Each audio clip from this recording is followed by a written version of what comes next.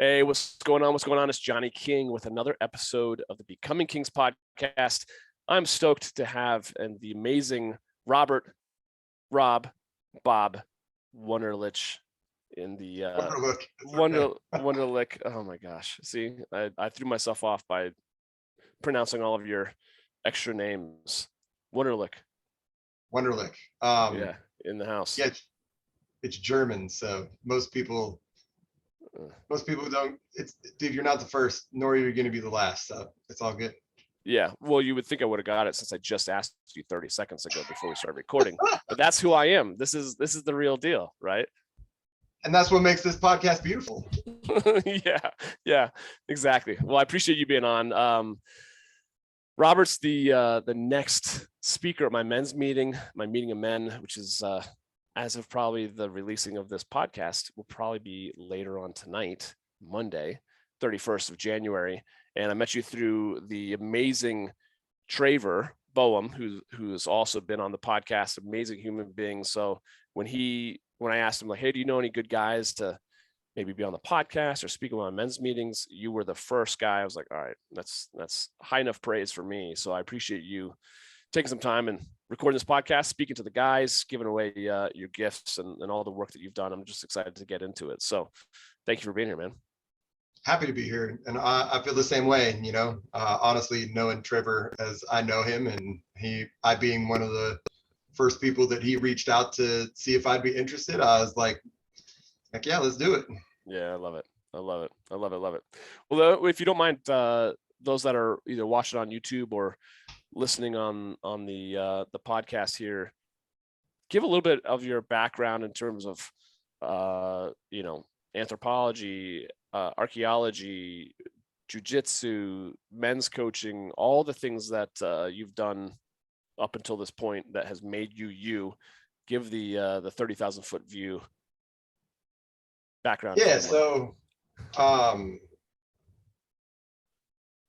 I guess I'll start with archaeology because that's kind of what came first. So got a master's degree from the University of Wyoming, worked as a project archaeologist, also known as cultural resource management, for almost 20 years. So that included everything from geographic information systems, working with computers to make maps, to GPS recordation of archaeological sites with a bunch of artifacts, and analyzing those artifacts. Basically, as a project archaeologist in CRM, we did everything from 50 years old and older, and we'd give assessments based off of those things to federal government and or private entities who hired us. Yeah, spent a lot of time walking with the heavy pack on.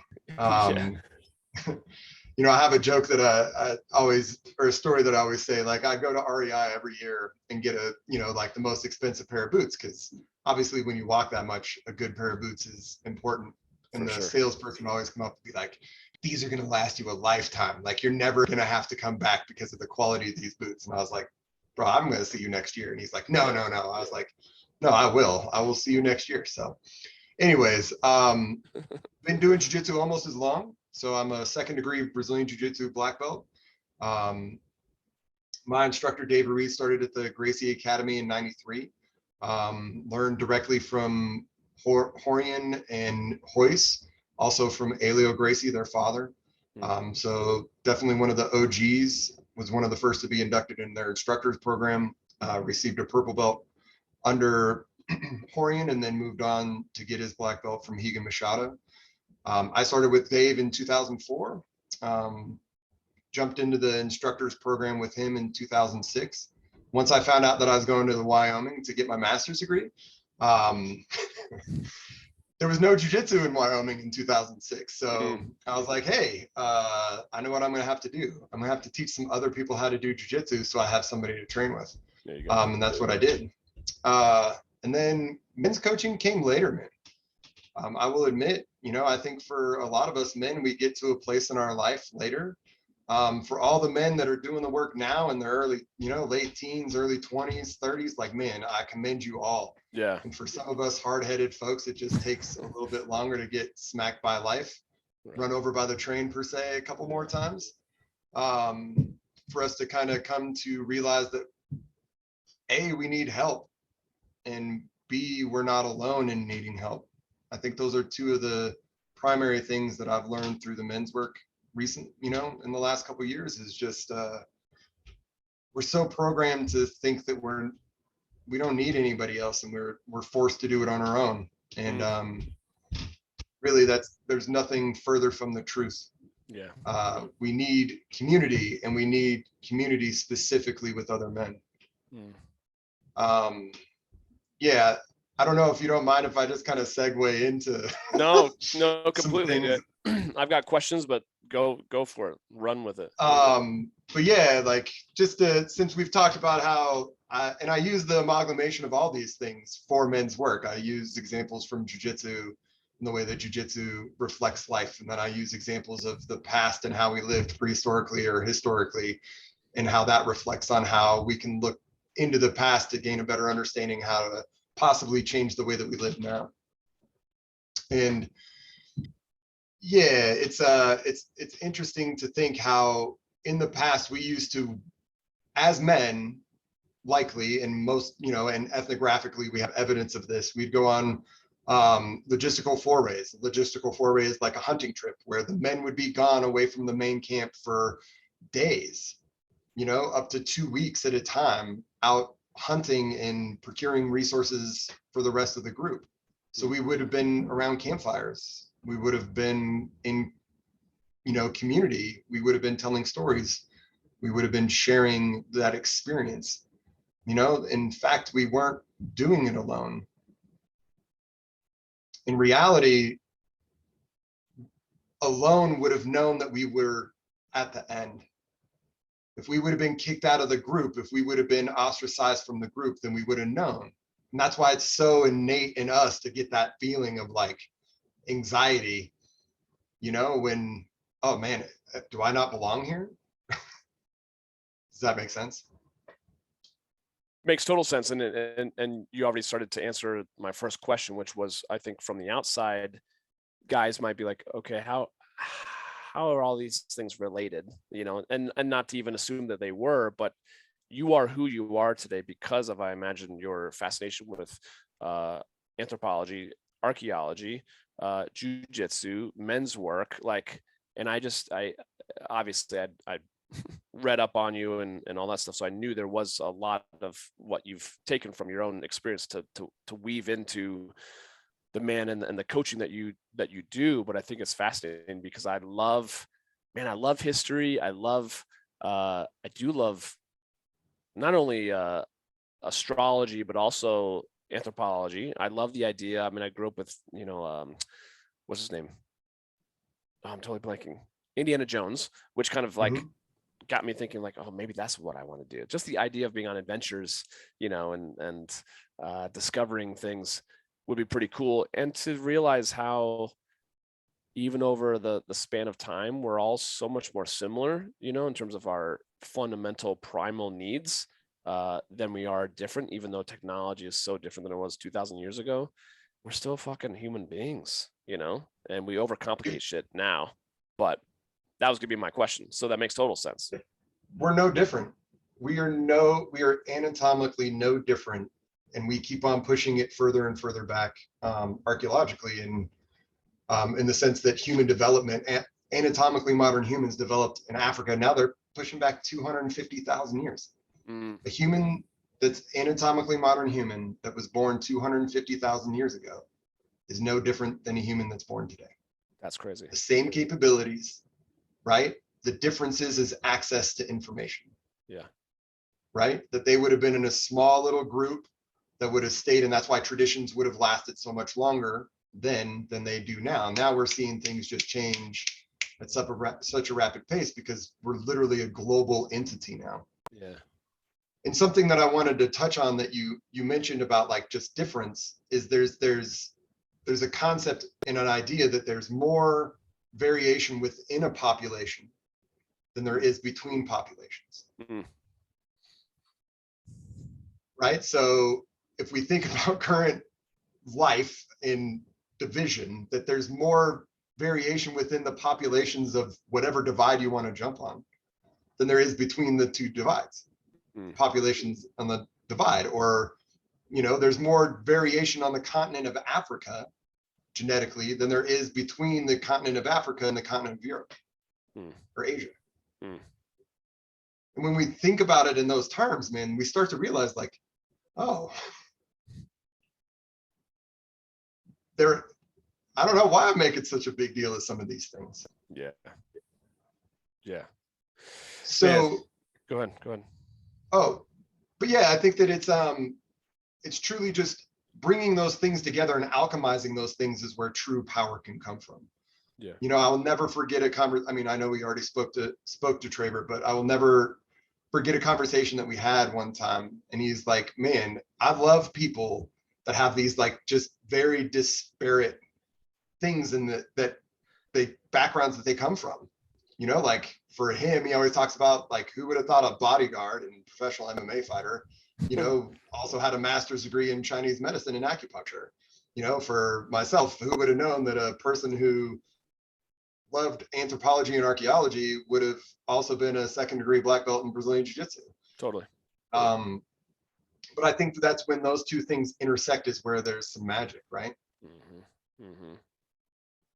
And I just chose things in life between men's work, archaeology, and Brazilian Jiu-Jitsu that are never-ending puzzles.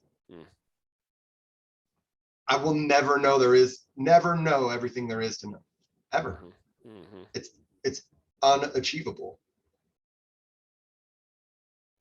To me, that's beauty. Yeah. I always can stay curious. I always have that ability to find something else, to explore another little avenue, to make it just that one extra little bit better, or gain just that extra little piece of knowledge.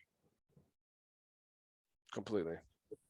I feel like I've, you know, I watch these shows, whether it be on Gaia TV or YouTube or whatever, and I do get fascinated about anthropology from the standpoint that I feel like, and correct me if I'm wrong, because I'm sure you know so much better than I would, but I feel like they keep finding new fossils or new skeletal remains that then push our existence as human beings even further back than they originally thought, right? Or they find different types of, or different, you know, you have the Neanderthals, and then you have, you know, more like a normal species like we do, and just the I don't know, I get fascinated by the whole explanation of how we have evolved as human beings, you know, and where we tracked up and over the ice bridge into the Americas, and how much I don't know, just I think it gives me the level of humility to be like, damn, like we are just our lives are such a little blip on the span of time, you know, and yet we can do remarkable things with that life. But we got to be pretty blessed to not have to worry about, you know, coming up with fire or the wheel, you know, and that we can live in a time as abundant as it is now. But then it comes back around full circle to, then why are we as men not happier than we are, right? When we've got so much fucking abundance, and yet we're so judgmental and unhappy, unfulfilled. And so I think sometimes when you look at, that's why I get fascinated by watching some of these things, which is why I'm so grateful to have this conversation with you. It's because, like, let's get back to the basics. Like, what was it? It was sitting around campfires, looking out for each other's backs, having guide time, providing for a community. It's like, what were we doing back thousands of years ago? Yeah. Building things, like we were crushing shit, like truly, like we were defending the home. We had purpose. Right. Let me ask you a question, Johnny. So we're gonna take an example of just a hunter-gatherer society. So they would have been semi-nomadic or nomadic, you know, like constantly on the move, or, you know, they would have at least base camps that they may use and then move around the landscape and move those base camps and then go for those logistical forays, kind of like I mentioned earlier, right? How many hours do you think they would have worked in a given week on average? Worked. Worked. So that includes hunting or gathering or building something, you know, anything along those lines.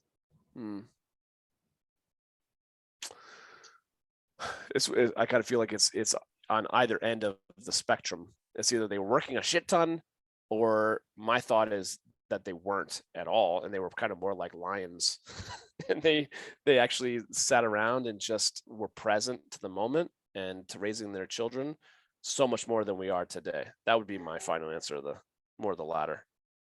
Yeah, and through ethnographic analysis, so that was an anthropologist observing these folks moving around the landscape and taking notes and observe, you know, like as they were doing their thing.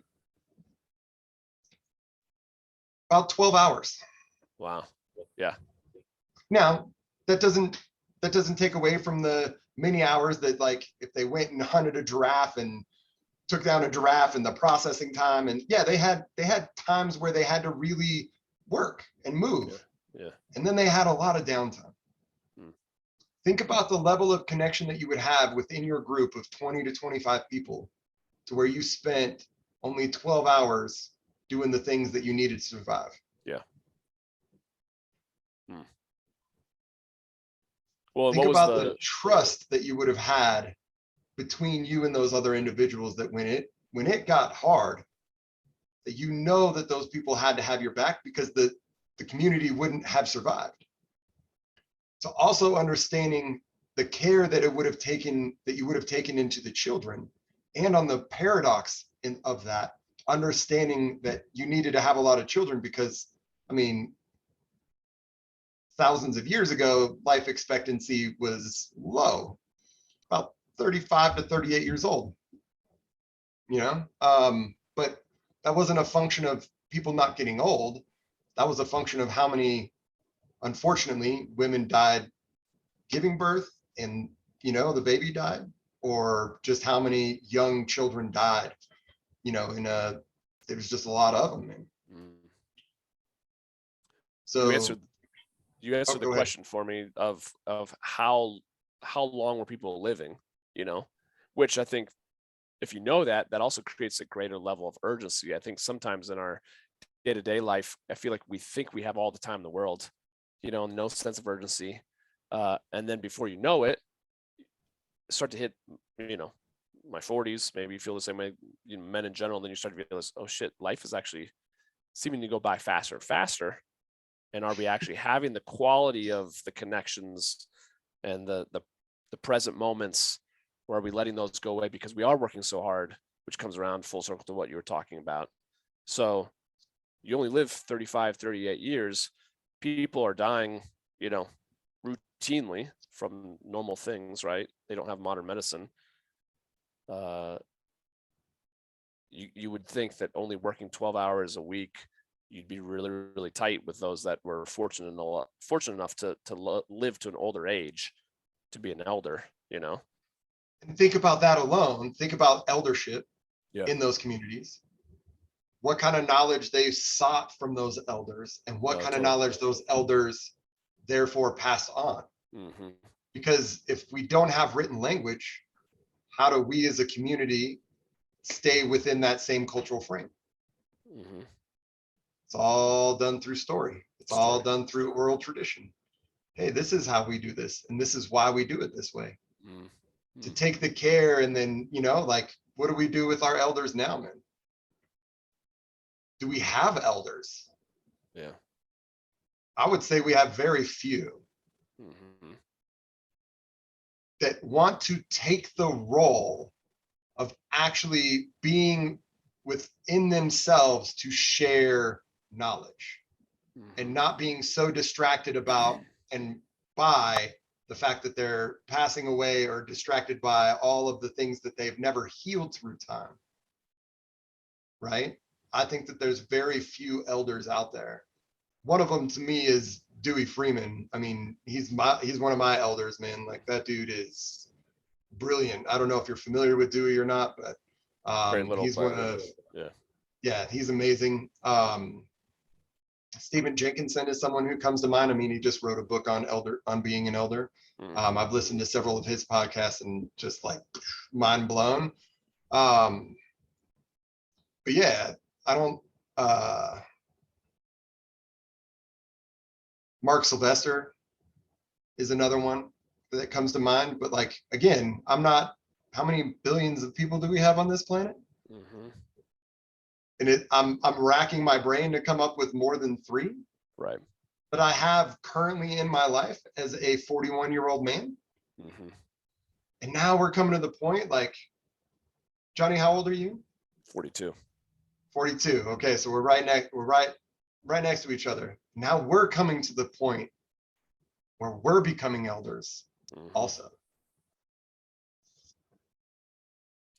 To acknowledge and appreciate the importance in culture and society of wanting to attain that. I mean, excuse me, just posted something recently on social media that was like, man, so many men who come from a place of insecurity and woundedness focus their lives on wanting to be significant, right? And they hide behind masks of, hey, am I validated as being enough?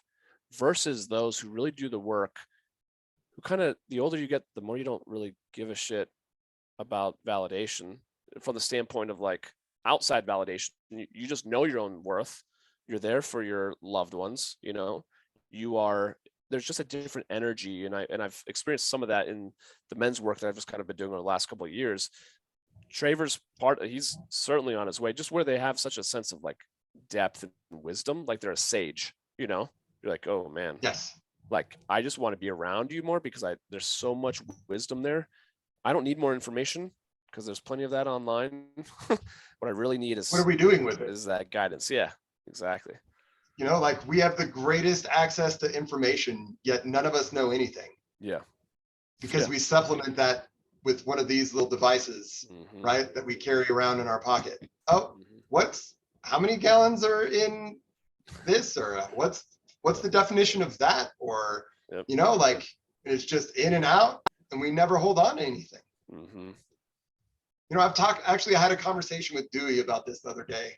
About how I feel that turn to the 20th century, from the late 1800s to the early 1920s, 1930s, is where we just saw the perfect intersect of access to information, but still lacking too much distraction. Because that's what really these are, right? This cell phone is just a massive distractor. Totally. Right? Sure, I can find anything on there, but then the next thing I know, I'm getting 25 notifications, or I go to another site and like, now I got 50 ads, like, drawing my attention to go to whatever, like I just purchased a new camera and now every ad is about camera stuff. And I'm like, And back then, folks like Joseph Campbell,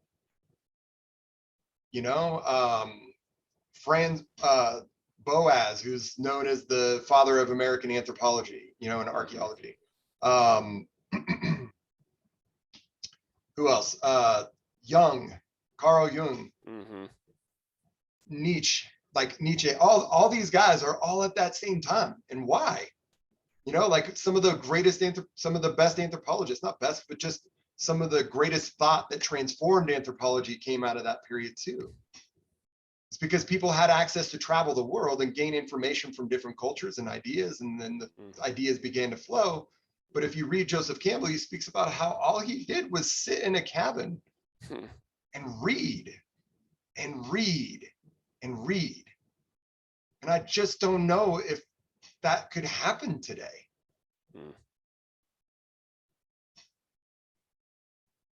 They got to a level of mastery. Like, you hear about the anthropologists at the turn of the century, they knew 7 languages, like, and they just wrote these giant synopsis, on things. It's just a different world now, man. Yeah, it really is. It's interesting. And I do feel like, especially with the way that the world is right now, and it's easy to kind of go down that worst case scenario, doomsday thought, but I have kind of played that out with my buddies. I'm like, dude, let's say shit hits the fan, you know, and we're without power or without the internet, or like, do any of us know how to hunt, how to like fend for ourselves? Like, we would be screwed, you know, if, you know, doomsday stuff happened.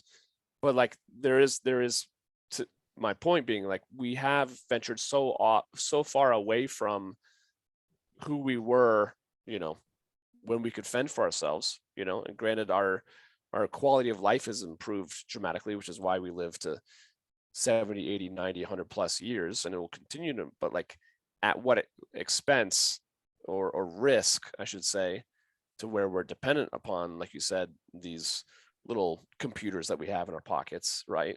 And do we move more and more towards being computers ourselves, robots, you know, and losing our humanness, you know? That's a scary thing, kind of.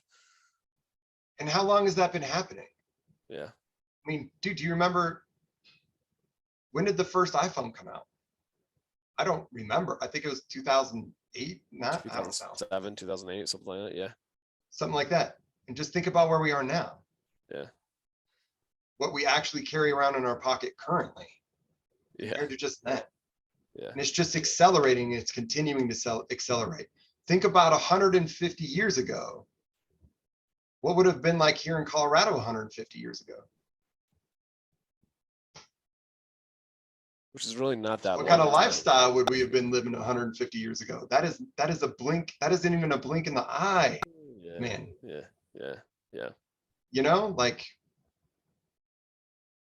the Egyptian civilization lasted about 3,000 years.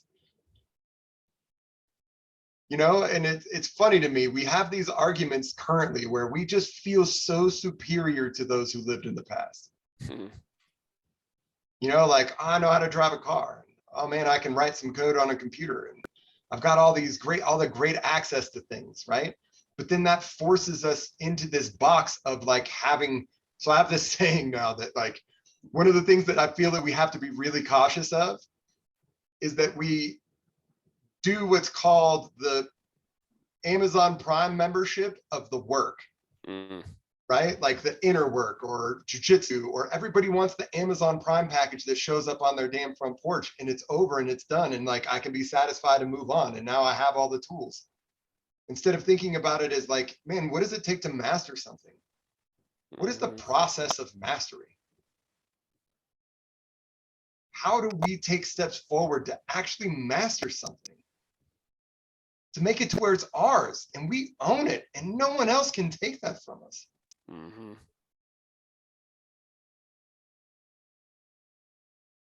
Not just be some fleeting little like dopamine release.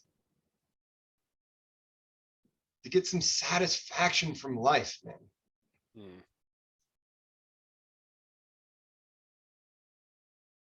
I love that. And in that transition for you, I'm kind of curious to hear that, of how you went from, you know, anthropology, archaeology to jiu-jitsu.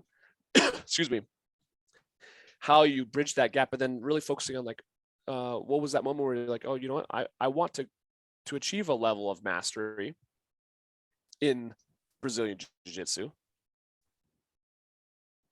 And what were maybe some of the deeper lessons that you learned through, and what you continue to do to this day in terms of paying it forward to teaching other people? Yeah, definitely. So like I said, I started jiu-jitsu in 2004. I kind of knew early that I wanted to become a black belt, and I actually set a pretty crazy goal for myself, to attain a black belt by the time I was 32, which would have been 8 years. Which, thinking back on it now, was, you know,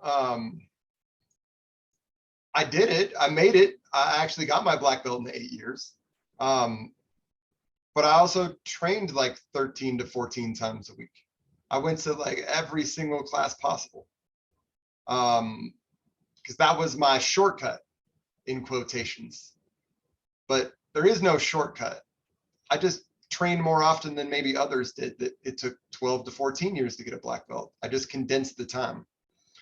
So really the way for me to mastery is something that I speak to, and I'm planning on speaking to, I will guess tonight, we'll just say tonight, is perseverance and repetition.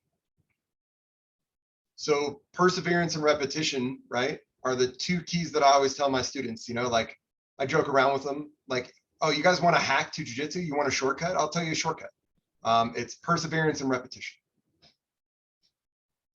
Meaning there is no shortcut. Meaning there is not a lack of work. There's not a lack of a process. You have to do the process in order to do it, like to actually get better at it. Mm-hmm. So perseverance is that voice in the back of your head. When you go home from work, you've had a long day. You don't feel like going to the academy. You don't feel like working out. You don't feel like having a hard conversation with your partner, whatever it may be. The couch is calling your name. Netflix is screaming for you to consume. Like, come on, buddy. Like, and instead, you pick up your gym bag. You go meet your personal trainer. You go to the academy. You go sit down and actually leave the TV off and have a true connection with your partner. Discuss something. And that way you naturally get a rep, don't you? Perseverance leads to the rep. It leads to the repetition. Because if you go to the academy, I'm teaching or someone else is teaching there, and you're going to get reps. You're going to get reps. You're going to get better that day. So to me, perseverance builds intent. Or another frame of perseverance is intent. It's the intent to do something. And as we get more reps, we build more intent. Hey man, I'm going to go to, so for me, my intent is to daily do the work, my inner work. And even when I have a shitty day, at the end of that day, I can come and reflect on the day and realize like, oh man, I had a shitty day today. I failed today. Now, this is the important part, that we bring grace and compassion in. And that we understand like, oh yeah, I am just like everyone else. I'm a flawed human being. I make mistakes. Hey, I'm going to have some compassion for myself in this moment. I'm going to give myself some love, because at least today I woke up with an intent. And at the end of the day, I reflected on the day and I knew that I failed, and that's okay. Mm-hmm. And that right there is the juice. That's that 1%. By just being conscious of it, you got 1% better that day. Now I know, like gaining daily 1% does not ever feel like in a human being that we're doing anything. But maybe start instituting questions like, well, where was I 6 months ago? How would have I reacted in this moment 6 months ago? What would have I done a year ago? Yeah. This is how I tell jiu-jitsu students to really gain a perspective of how they are advancing in jiu-jitsu.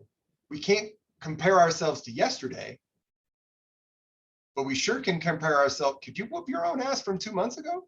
If 2 month ago version of you walked into the academy, could you whoop his ass? Could you beat them? If you say yes, man, you're getting really, you're gaining. And you're gaining a lot in a short amount of time. Right? So when we put it in that perspective and those 1% little gains, because really another thing that we got to understand is just the way our brains work. Our brains function through pattern. Another word for repetition. Right? We gotta get to a level of saturation. You know, our subconscious is constantly working. 24/7, 365, you know, like we're 5% of our brain is the conscious brain, right? 95% is subconscious. And our subconscious is constantly always taking in information. And it's sitting there and it's running and it's running and it's running and it's processing. It's like the It's like the solid state hard drive on your computer. It stores all the information, every face you've ever seen, every word you've ever heard, everything. And it sits there, and maybe you learned something 2 months ago that you're like, and then you continue to learn some things, and over the course of 2 months, your subconscious has been like processing. Hey man, now it's got these two large pieces of the puzzle. It's, oh no, right? It's just not fitting right. And then all of a sudden it clicks. And I know everyone's going to know what I'm talking about in this moment. That's when you get that, oh, it's that aha moment, that light bulb. You hit a level of saturation where you're just like, holy shit, that's it. That's it. And then you're forever changed after that moment, because now you have that piece that you always will remember. The question I had is what kind of maybe you were talking about a few minutes ago in terms of intent. That all makes total sense to me, and I couldn't agree with you more. And I do feel like some of my buddies who have never, they've started to work out in the gym, and they wanted to get a little bit stronger, put on some muscle, but they didn't keep with it consistently. Ask me like, how do you build your biceps? How do you build your chest? I'd be like, dude, it's the fact that I've been working out for 15 years consistently, just repetition. A lot of reps. So I get that, right? Yeah. But what really underneath that is what drives me to be consistent. What drove you to have the intent of like, 8 years, I want to get my black belt? Because I feel like that's a big part of what drives the repetition and the perseverance, is having something even deeper that when the shit gets really, really tough, you push through that, where most people would be like, why am I even doing this anyways? And they give up on their dreams, or they give up on something that they would feel so proud about if they just kept at it. And then they beat themselves up because they look back in hindsight, like, where could I have been had I kept that habit up, right? Or kept working towards that, working in that relationship, or kept working in that job. What was it for you when it comes to taking on, like, that made you think, this is really important to me, that I'm going to push for this by 32? Because that's not a normal thing. I mean, maybe people think that, but they actually don't follow through with it. You followed through with it. You now have an academy because you're a badass in that sense. But what was the difference maker for you in that moment when you're in your 20s to set that goal, and to really, what drove you through those tough times when you probably wanted to quit?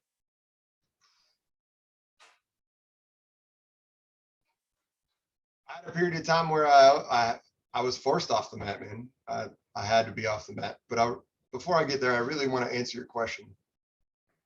And it's a great question. I think part of it's passion. Part of it was just a passion, like just taking in information, learning. I love to learn. I love to explore. I love to have, to be curious about something.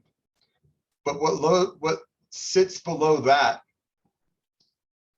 is just an understanding that I'm not going to be good at it, an understanding that I'm not going to be good, like that I'm going to fail, and just making the decision to just take the next step. And that's where I said, like, with intent, on the backside of that has to come grace and compassion for when you do fail. There you go. Mm-hmm. When you do fall down, but you just got to make the decision to, okay, I'm going to take the next baby step back up, and then I'm going to take the next baby step back up. And truly, it's that. Because the other thing I want to say here is, what frame are we looking at it in? Mm-hmm. We can see everything that it's going to take to get there. And I can look down the road, and what am I going to see if I'm in my little box and I'm like, man, it's going to take 8 years to get a black belt? How much is that? Like, dude, how many reps is that going to be? 8 years of my life. Like, that's a huge dedication. And oh my gosh, like when I look at it that frame and I think of it that long down the road, man, that's Mount Everest, isn't it? In the work, when we're in our shit and we are comfortable in our shit, and we want it, right? Like, oh man, I know I got to make some changes. Guilty, right? 100% guilty. Been in my shit and been like, man, I know I need to make some change. I know that there's things that I really need to do now. And then, but It'll always be the but. Here comes the but. But man, all the pain and anguish and hardship and work that I'm going to have to do to get out of here. And then it just cycles me right back into my own comfort, right back into my own shit. But once we take that first step, and then we take the next step, and then we take the next step, and we continue and we relate that back to that 1%.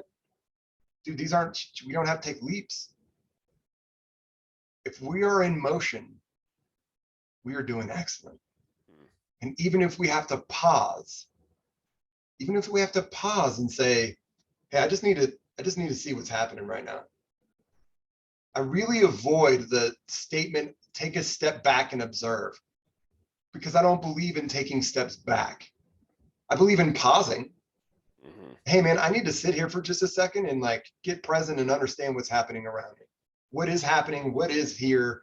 Hey, I need to maybe spend a week just what's going on, checking in. But after that, again, little microscopic steps. Because then when we put it like that, man, we can get somewhere, right? We may not get there fast, but what's my expectation? Because if we think about the 1% in that way, we really start to kill our expectation, don't we?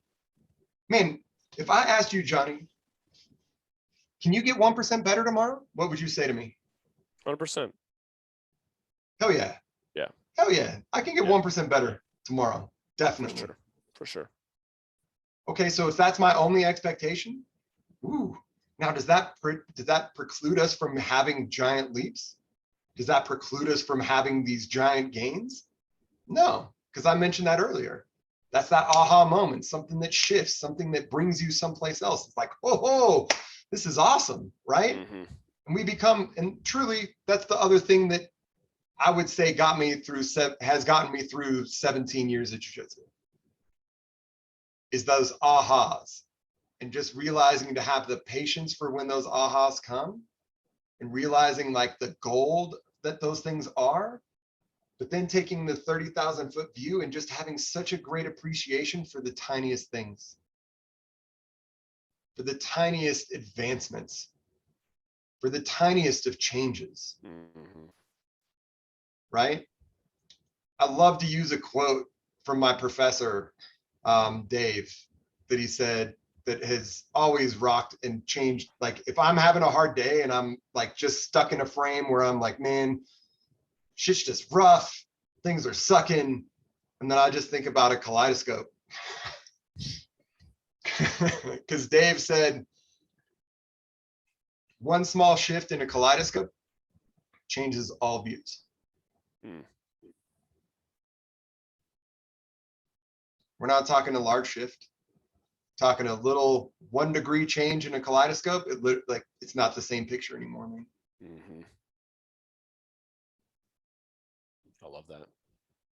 I do too. That's why I have to, it's one of those I have to put out there, because man, it's such a great way. So in the work, what story are we telling ourselves? What expectations are we creating of where we should be? I mean, I know that I don't like to get shitted on, and I've definitely learned that I don't like to shit all over myself, right? Or I'm recovering from shitting all over myself, right? So, and when we say it like that, we laugh, right? Well, you wouldn't like when someone shit all over you, and definitely shouldn't shit all over yourself. But how many times do we say that in a sentence in a given day? Maybe not externally, but how many times do we say that up, in our head? True. Does that answer that question? Totally does. Yeah, 100%. It does, and I think that's one of the underlying questions that I initially started asking myself when I was getting into just personal growth in general in my late 20s, when life was crumbling around me a little bit. My expectations of how I thought my life should go. But now it's one of those things where I think, and you hit the nail on the head, there's grace and compassion, for when you flub up or when things get tough and you have tough days. I think a lot of us, and maybe that comes with the culture of social media. I'm sure there's so many things where we look and we think that we should be all having, every day should be a great day, because at least on social media, everyone that we see is having a great day, right? And yet we all kind of inherently know too that that's not total reality. But it's No, not at all. Yeah. It's hard for us. So I don't know if you're familiar, like I'm sure you've heard of Brene Brown. Everybody's heard of Brene Brown, but sure. Her new book, Atlas of the Heart, amazing. Highly, highly recommend it. Cool. Because she describes a little survey that she did where she asked, over the course of 3 years, she asked 7,000 people like how they were feeling, and she got 3 answers: angry, sad, and happy. How much does that show about the emotional intelligence of us as a people? Yeah. Right? To not have like grief. Like she has so, and I actually have it right here in front of me, but just vulnerability, like she has like 62 some emotions that she describes in here. Right. You know, like to go to some depth. And she speaks to paradox in here. And speaking of vulnerability, like we want others to experience our vulnerability, or I mean, we want to experience other people's vulnerability, right? We want others and we expect others to be vulnerable. But I'm the last one who wants to be vulnerable. I don't want to be vulnerable to anybody else. Like, no, you got to go first. I can't be vulnerable. So just understanding like that paradox needs to exist in life. That we need to see things and hold things with the yes and instead of the or. Right? And I'm summarizing some of the things that she speaks to in the book and some others that she quotes in there. But there's genius in the yes and. The yes and is paradox. And brother, I'm telling you that I just came to this recently. Like this is something that took me 41 years, and I've been talking about paradox and jiu-jitsu forever, right? Because really, one of the greatest ways to learn jiu-jitsu is through paradox, because what you want to do to what someone wants to do to you is exactly how you make sure that it doesn't happen to you, right? Those things are happening at the same time at all times, right?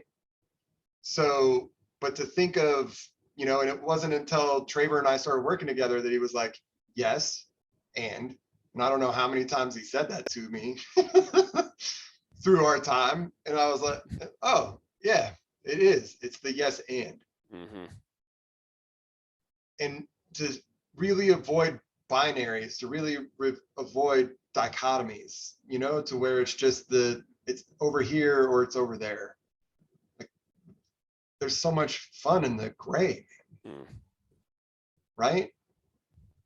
Like in jiu-jitsu, and I'm going to use a lot of jiu-jitsu references because obviously that's what I do for a living, but sure. And I'll put it simply to where anybody that doesn't do jiu-jitsu, I mean, you yourself, I don't know if you've ever trained before or not, but or had any interest in it. I'm sure you've seen a couple UFC fights in your day. Totally. So person on top, what does that person on top want to do space-wise? Do they want to create a bunch of space, or do they want to take away a bunch of space, or all the space, I should say? They want to create a lot of space so they can. Person on top. Hammer. Person on top. Yeah, person on top. I would control. To control, you would want to.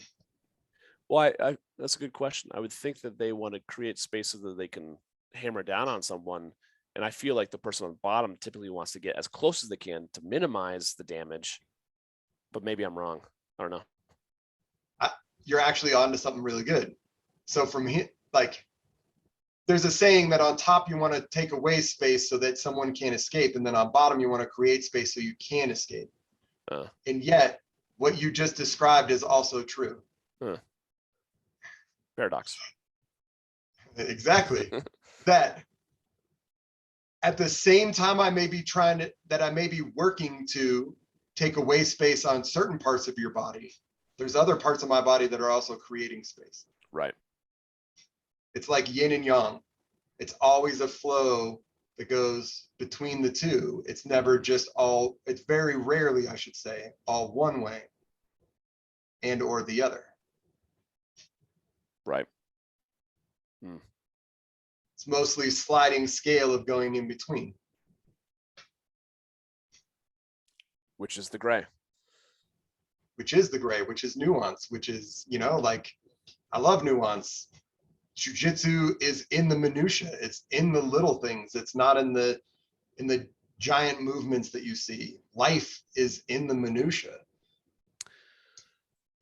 I was thinking, as you're saying that, I was thinking, you know, I was raised very religiously to where things were light or dark. It was black or white. It was right or wrong. And there's a lot with that came a lot of shame. And I found as I've gotten older that it can be a slippery slope at times. I understand that too. And I understand kind of where my parents were coming from in terms of my raising, but I kind of like, to your point, the beauty and the fun of life is in the nuance. As if there was only white or light or the absence of light, but like light consists of every color of the spectrum, which is what makes living life in color beautiful, you know? And ones that we can't even see as human beings. Yeah. You know, like, and that's the whole other thing, is there's things beyond our understanding, you know, or what we can observe, and just understanding that there's even more and there's even greater depth, you know? And I think that's so true. Like when we get stuck, to kind of go back full circle of how do you continue to do something? And I think that you could ask this question, and this is something that I took from Traver, or I borrowed from Traver, I should say, is that I don't want to know something an inch deep and a mile wide. I want to know something an inch wide and a mile deep. Or like the Bruce Lee quote, I don't fear the man who knows 10,000 kicks. I fear the man who's done one kick 10,000 times. It's the same expression, just said in a different way. So what do you actually want? And we have to be honest with ourselves what we actually want. Do you actually want to be successful? Or, hey, ooh, that's a juicy one. Do you fear success? Because how many people will say they fear failure? Lots. And how many people may not admit that they actually fear success? I'm one of them, man. But holy cow, now all this other stuff's going to come from that, and I'm going to be seen, and I'm going to have to be vulnerable, and you know, and all of that's awesome and amazing, and it challenges me, and we're, you know, it puts us in a place that we can push the envelope and we can have true growth.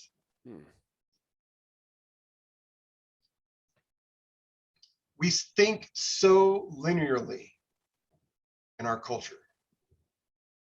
I mean, even the ranking system in Brazilian Jiu-Jitsu, you know, is very linear. You go to white belt, you go to blue belt, you get your purple belt, you get a brown belt, you get a black belt, right? And it's very linear. But is that how any of us learn? No. To me, it's more like the Fibonacci sequence. If you're familiar with the Fibonacci sequence, right? It's the ever expanding spiral. Yep. 1 + 1 = 2, 1 + 2 = 3, 5, 8, right? On down the way. And mathematically, that forms a spiral that forever expands. And the cool thing is that there's pieces of us that we've learned, right, that are still at 1 + 1. And then there's other pieces and areas that we've learned that we're way down the line. Right? So I've seen blue belts in jiu-jitsu have black belt level technique in one technique. The rest of their game is a blue belt. In fact, some of their game's still white belt. Right? Or another way I like to frame it is, so as a white belt, when you come in, you have 1 acre of land that you get to till, and you get to plow, and that you get to plant your seeds. And you've been in jiu-jitsu for maybe 3 months. You have maybe you have 2, 3 plants that are seedling, you know, you can see just the seedling popping out, right? And then other areas that still aren't tilled yet because you still don't know what you don't know, right? And then as a black belt, maybe you have 100 acres. and you have some crops that are fully developed, right? And then there's still other areas that you haven't even tilled yet. There's still other areas that haven't been plowed, that haven't been weeded, that you haven't put any attention into those seeds, and they're not growing because they're not watering them.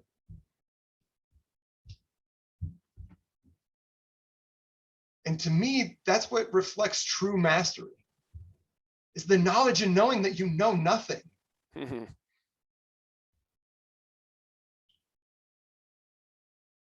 That you truly don't know. The more you know, the less you admit that you do know. Oh man, holy cow, I learned something tiny today and I had no idea that it even existed. I can't call myself an expert. Am I someone who's done a lot of jiu-jitsu? Yeah. Can I share that information? I have full confidence, 100%. How did I get there? One day after the other.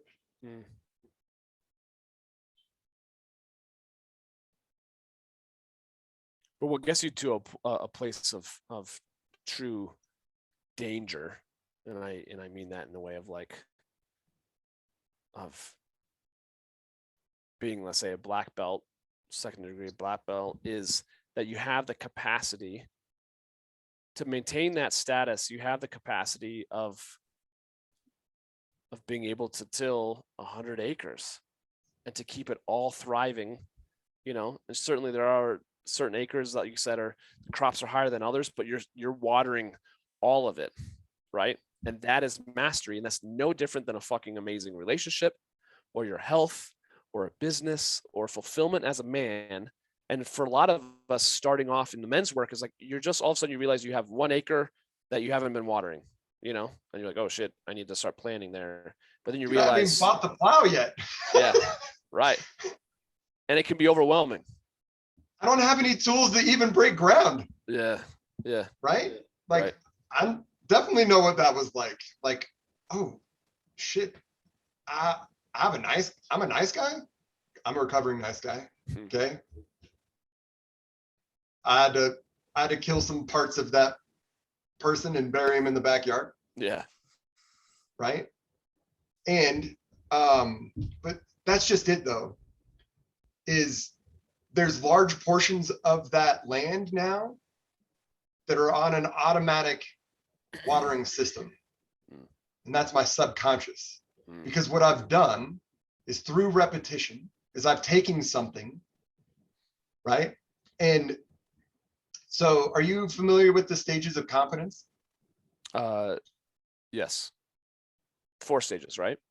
Yep, 4 stages. So unconscious. Incompetence. Yep. Right? So I don't know what I don't know.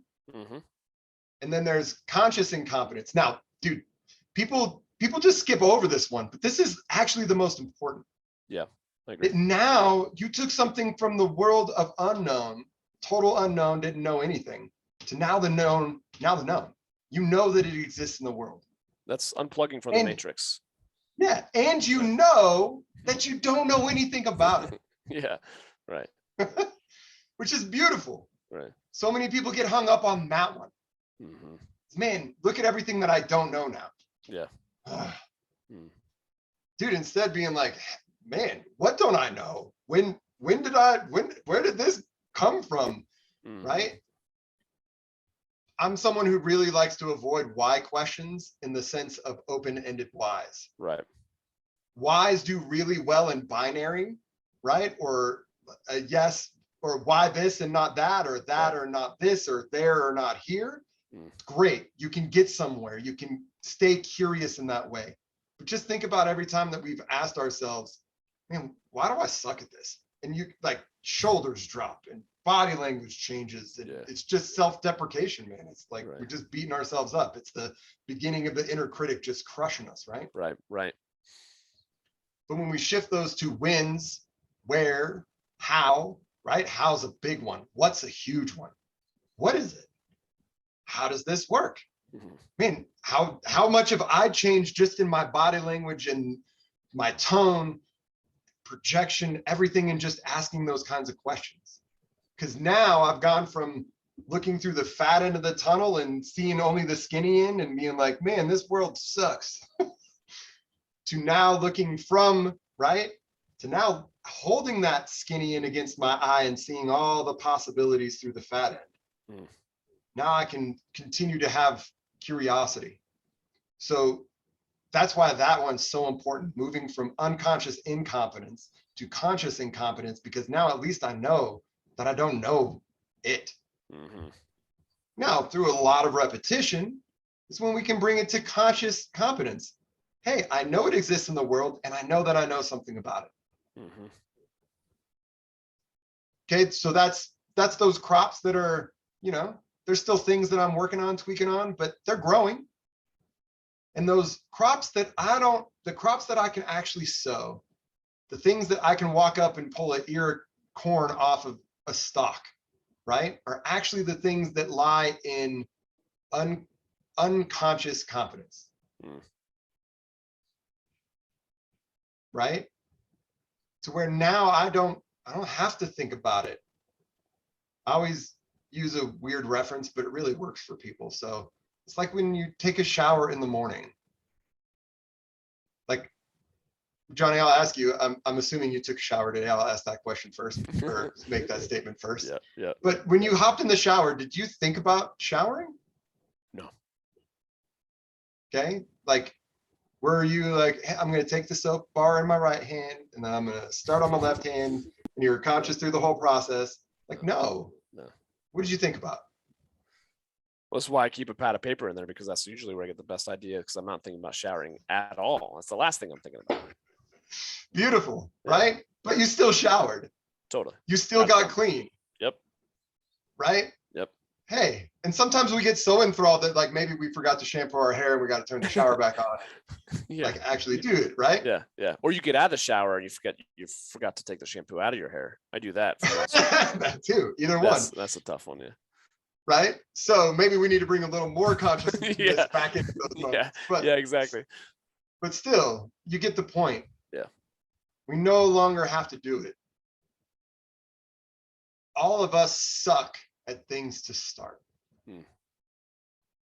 Anytime we've moved jobs, anytime, like I ask people this question every time they're brand new at the academy. Hey, what do you do for work? Oh, I write code, you know, and in tech. Okay. What was the first day like on your job? Or what was the first time, like, how was the code that you wrote your first time? Like the first time you wrote code, how did that turn out? Oh man, it sucked. And you can hear them like laughing about it. Like, dude, it was awful. Because they can look back on it now and just be like, man, I'm not there anymore. But when you're there, how frustrating is it? When you're there, how much shit do you talk to yourself? Right? How much do you beat yourself up when you're there? And how much do you form an expectation when you're there?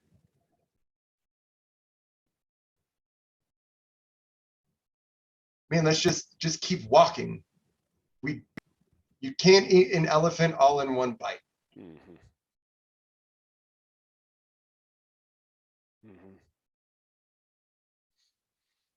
I love this conversation, and obviously we could keep going on and on and on, which this will be the first of many parts, I'm sure, going forward. I do have a question I want to ask you, just in wrapping things up.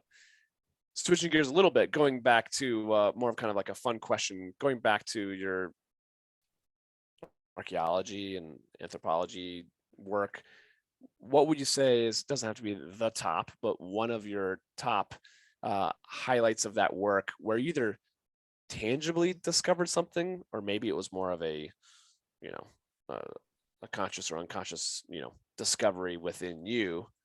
What was once one of those things that, like I said, maybe you literally unearthed something that was just like, oh my God, this is from some crazy, you know, time, or maybe it also connected to something deep within you that you uncovered, that you were so excited that you unearthed.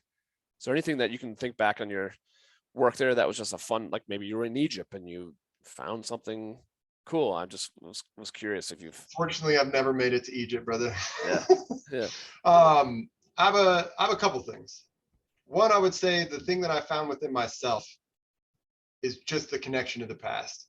Mm. I've always had an obsession of like thinking about how we used to live as humans, you know, like just better understanding different ways to live, just understanding the world is made up of all kinds of variation, and the acceptance of that variation, and the understanding that like people don't see the same way that we do, and taking off our rose-colored glasses of the way that we frame things and the way that we do things isn't necessarily the same way that someone has to, and that it's perfectly okay to have that variation on the world. In fact, I want that variation.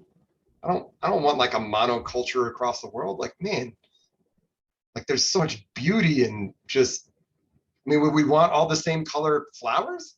Like it's only one flower on the planet? Exactly. No. Would we only want one tree?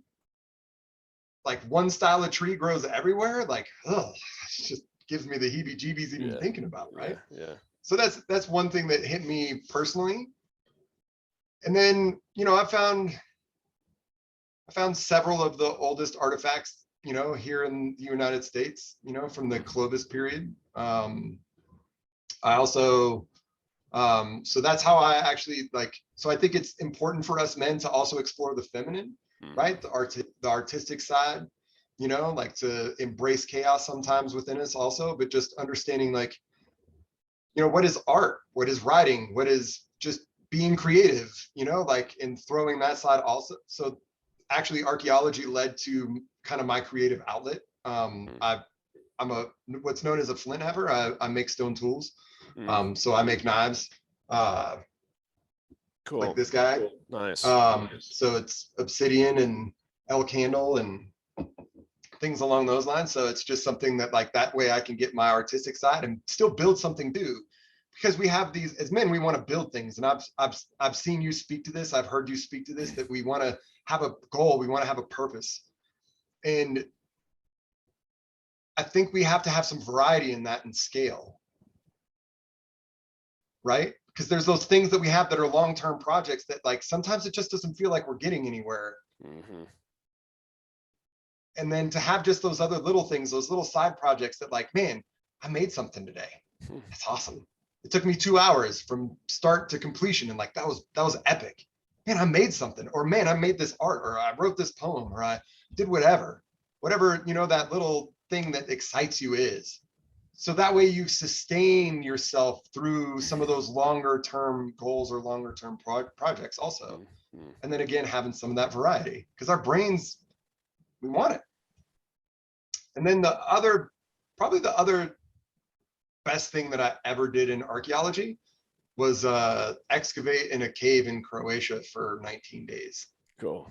Yeah, that was awesome. Like everything from Roman era, you know, to the Greek era, and kept on excavating this unit, you know, like these units down in this cave, to Iron Age, to Bronze Age, you know, and just clay lined hearths, you know, or fire pits where they line the pipe with clay, and, you know, just all of it, man. Room structures, just crazy. It was awesome. It was fun. And just to be in Croatia is amazing.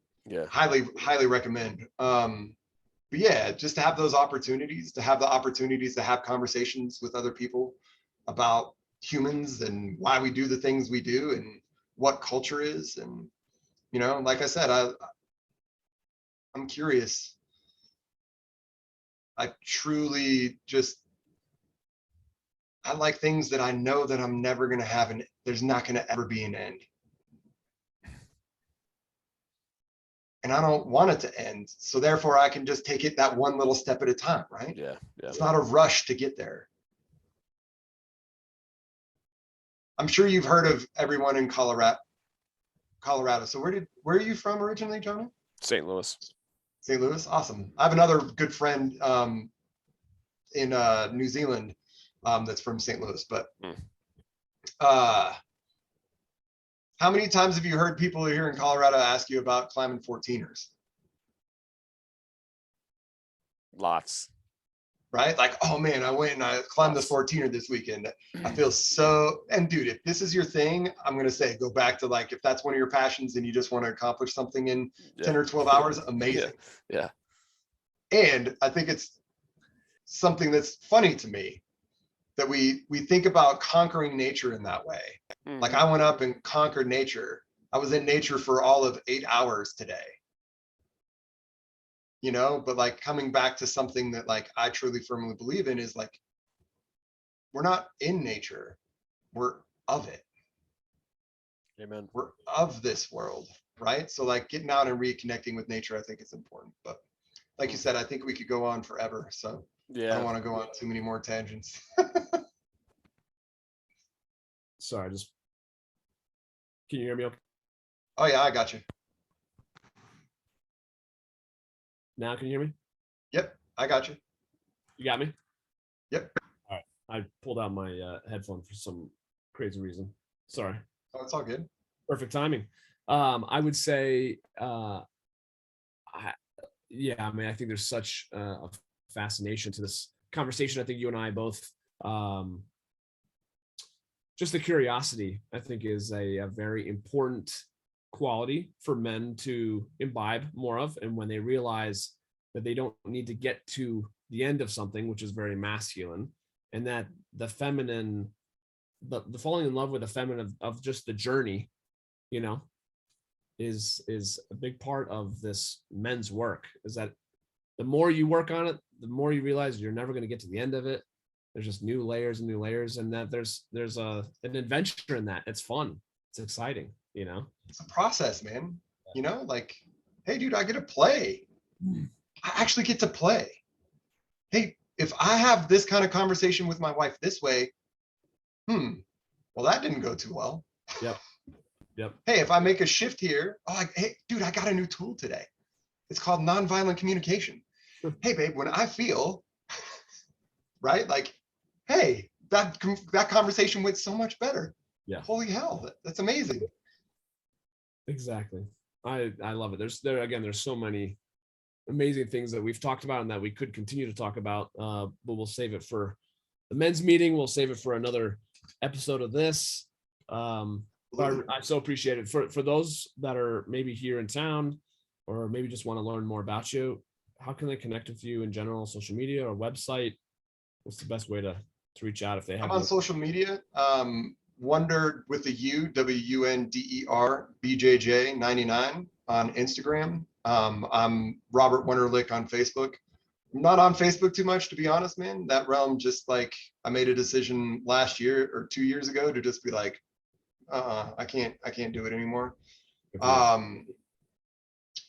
I'm our website. So I own, with my business partner Ruben and I, we own the Academy of Brazilian Jiu-Jitsu Arvada. We're located in Arvada, 58th and Independence, basically, just north of the Walmart there. Our website is www.arvadajujitsu.com.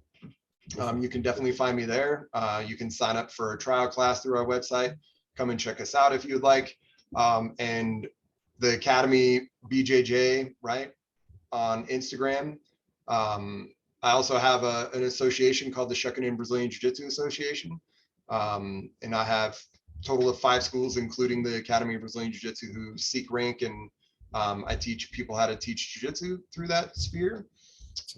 So yeah, lots of different avenues to reach me. But most importantly, I want to say that like I'm truly accessible. Like if you're struggling, if you need somebody to talk to, you know what I mean? Like just man to man. I'm not selling you anything. I just want to show up as a man, right? And just be able to be of assistance. I'm truly available. And I mean that from like the deepest part of my heart, you know, like that's how I think service is one of the things that you and I both embrace, right? Being of service to others is something that's such a needed quality in men, and really everyone, but especially because that's leading us towards something that we're building, right? Yeah. Love it. Well, I highly recommend those that are listening and watching to reach out. And I think that's sometimes is the hardest part, you know, like you said, it's like when you become conscious of your incompetence and it's very overwhelming and you're Neo and you just got unplugged from the matrix, it can be very overwhelming. Took the red pill. Yeah, you got to be willing to reach out to other Morpheuses, guys that Folks that are just yeah, a little bit further down the path even. that's it. Dude, and that's the other thing is like so many people who just start the work and are maybe at a level 1 are so hesitant to talk to level 0s, but they have something to offer, man. How did you get to a level 1? Yeah. But yeah, I totally agree with that. Yeah. 100%. Yeah. I don't know how many people don't even come in the door for jiu-jitsu. They drive all the way to the parking lot, and I just want to make this reference because I think it's really important. Go to the parking lot, they pull up and they're like, no, I'm not going to go. Yeah. And then they make it through the door, and it's probably one of the best experiences that they'll have. Yeah, exactly. And it's the same thing, man. Just do it. Yep. Just reach out. Which would be listening to this podcast and feeling a tug on their heart to reach out to you, right? And then not doing it. Yep, exactly. That's exactly the correlation, right? Is that just do it. If it pulls on you, do it, and you won't regret it. Yeah. Yeah. Same. I would say the same for you. If somebody's listening and wants to reach out to you, man, I mean, that's the whole thing. Is like, we're here. Yep. We're here. Real deal. Yep. Here to support in any way we can. Well, thank you again for sharing time with me, sharing your soul and just all the good stuff. I'm excited for quote unquote later tonight for the meeting. Then I'm excited for continuing this friendship and maybe just getting a group of guys to come in and take some classes and that sort of thing. Absolutely. So, yeah. You included. Yeah, for sure. I appreciate it. Thank you, Robert, so much. Guys, highly recommend that you reach out to Robert, follow him on Instagram, check out his website, all the good stuff. And until we chat again on another episode of the Becoming Kings podcast, thanks for listening. We'll catch up with you on the next one. Cheers. Grateful. Thank you.